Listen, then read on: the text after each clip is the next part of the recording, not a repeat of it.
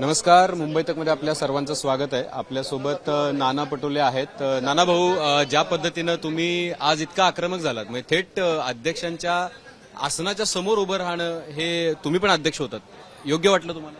मी त्यांच्या जागी अध्यक्ष असतो तर मी त्या आमदाराला निलंबित केलं असतं. का बरं?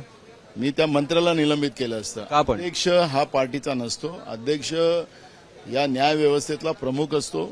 विधिमंडळ हे आमचं एक न्यायदानाचं व्यवस्था आहे, कायदे बनवणारी व्यवस्था आहे आणि त्यामध्ये एखादा मंत्री, एखादा आमदार अगर परस्पर शेतकऱ्यांचा अपमान करत असेल या कुणाचा व्यक्तीचा अपमान करत असेल तर त्याच्यावर कारवाई करण्याची अधिकारी अध्यक्षाला आहे.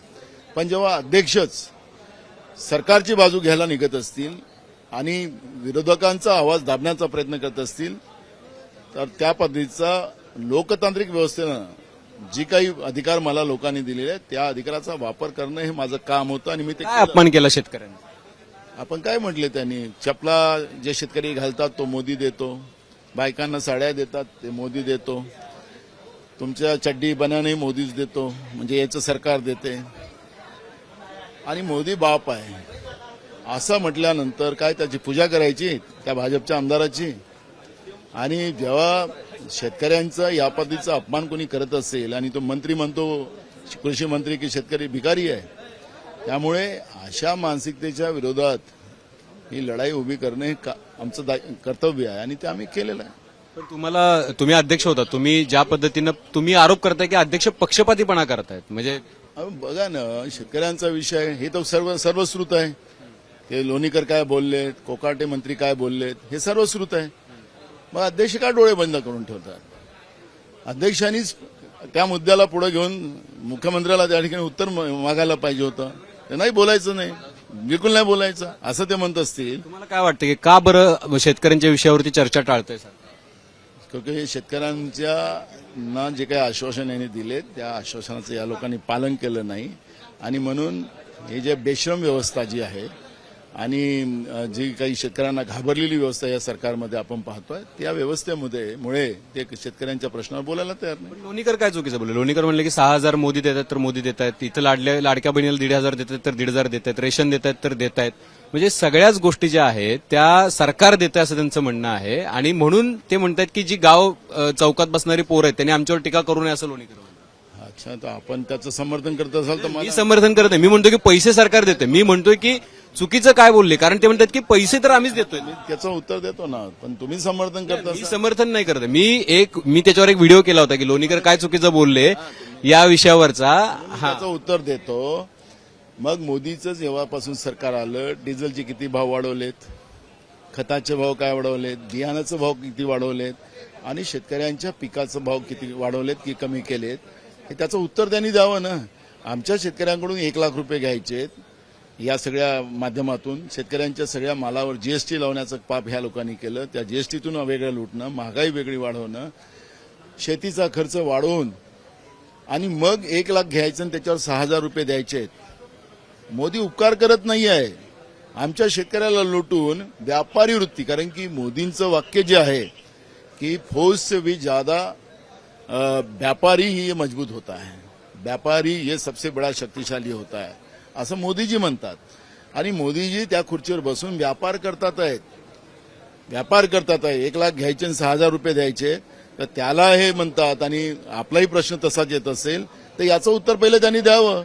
एकटे नाना भाऊ कधीपर्यंत लढणार? इथं काँग्रेसचे 10 आमदार, बाकीचे तर आमदार बोलत नाहीयेत. दुसरे जे संग्राम थोपटे निघून गेले, आज कुणाल पाटील चाललेले आहेत, आता त्यांचा पक्षप्रवेश थोड्या वेळामध्ये आहे.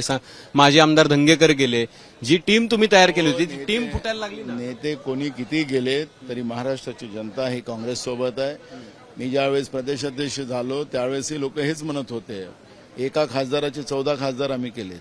त्यामुळे महाराष्ट्रामध्ये काँग्रेस काय आहे त्या लोकमतातून आम्ही दाखवलेलं आहे. त्याच्यामुळे मला आता त्याच्यावरची चर्चा करायची नाही आहे. नेत्यांच्यामुळे पक्ष कमजोर होत असेल असं त्यांना वाटत असेल आमच्या विरोधकांना, बिलकुल त्यांनी करावं. जनता आमच्या सोबत आहे आणि पुन्हा आम्ही दाखवू. पण तुम्ही मुंबई महापालिकेत पण तीच ताकद दाखवणार स्वबळाची? बघा, स्थानिक पातळीवर कार्यकर्ते जे काही निर्णय घेतील त्या निर्णयाप्रमाणेच या पद्धतीचे निर्णय आम्ही करू अजून त्याबद्दलचा कुठलाही निर्णय झाला नाही. सगळ्या जागेवर तयारी करायला सूचना दिलेल्या आहेत. तुम्ही अध्यक्ष होता त्यावेळेला एखाद्याने राजदंड उचलला असतं तर तुम्ही त्याला माफ केलं असतं? बघा, मी ती वेळेच येऊ दिली नसती. मी तुम्हाला सांगितलं की मी त्या खुर्चीवर असतो तर मी त्या आमदाराला सरळ शोकास दिला असता. आणि माझं स्टाईल काय आहे, मी चीफ सेक्रेटरीलाही सोडलं नाही. त्यामुळे मी त्या खुर्चीवर बसून चुप होतो आणि आता शांत आहो असं मला कोणाला आरोप करता येणार नाही. जिथं ज्या व्यवस्थेचं चुकत असेल, मग आमचा आमदारही का नसो किंवा आमचा मंत्री का नसो, त्याला मी तिथं त्याला सांगितलेलं आहे की तुला किती त्याच्यामध्ये चाकोरीत राहावं लागतं. त्याच्यामुळे नाना पटोलेंनी त्या खुर्चीमध्ये बसून केलेलं आहे. चापलुसी नाही केली नाना पटोलेंनी. नाना पटोलेला माहित आहे की ती खुर्ची जनतेची आहे आणि जनतेला न्याय देण्यासाठी खुर्ची होती. अपमान केला तुम्ही. मुख्यमंत्र्याच्या सर्टिफिकेटची मला गरज नाहीये. आता जनता त्यांना सर्टिफिकेट दाखवणार आहे की आज नाना पटोलेचं निलंबन करून त्यांना काय भेटणार आहे पुढं ते आता कळणार आहे. कारण की आज शेतकरी दिवस असताना ज्या पद्धतीनं शेतकऱ्यांचा आवाज उचलणाऱ्याचं तोंड बंद करण्याचा प्रयत्न या लोकांनी केलेला आहे त्याचे परिणाम या सरकारला भोगावा लागेल. धन्यवाद नानाभाऊ. ज्या पद्धतीने नानाभाऊनी सांगितले की ही वेळ आम्ही येऊ दिली नसती जर आम्ही अध्यक्ष असतो तर, म्हणजे ते स्वतः अध्यक्ष असते तर, आणि शेतकऱ्यांचा प्रश्न जर आला तर तिथे टाळण्याचा जो मुद्दा आहे तो मोठ्या प्रमाणामध्ये सरकारकडून होतोय. आणि मग तो शक्तीपीठ महामार्ग असेल किंवा मग आता आज उचललेला लोणीकरांनी अवमान केलेला शेतकऱ्यांचा मुद्दा असेल, असे इतर मुद्दे जे आहेत त्याच्यावरून आज नाना पटोलेंचं एक दिवसासाठी निलंबन झालेलं आहे. त्यांनी माफी मागायला नकार दिलेला आहे. त्यामुळे उद्या सुद्धा या प्रकरणाचे पडसाद उमटण्याची शक्यता नाकारता येत नाही. कॅमेरामन सचिनसह अभिजित, मुंबईत.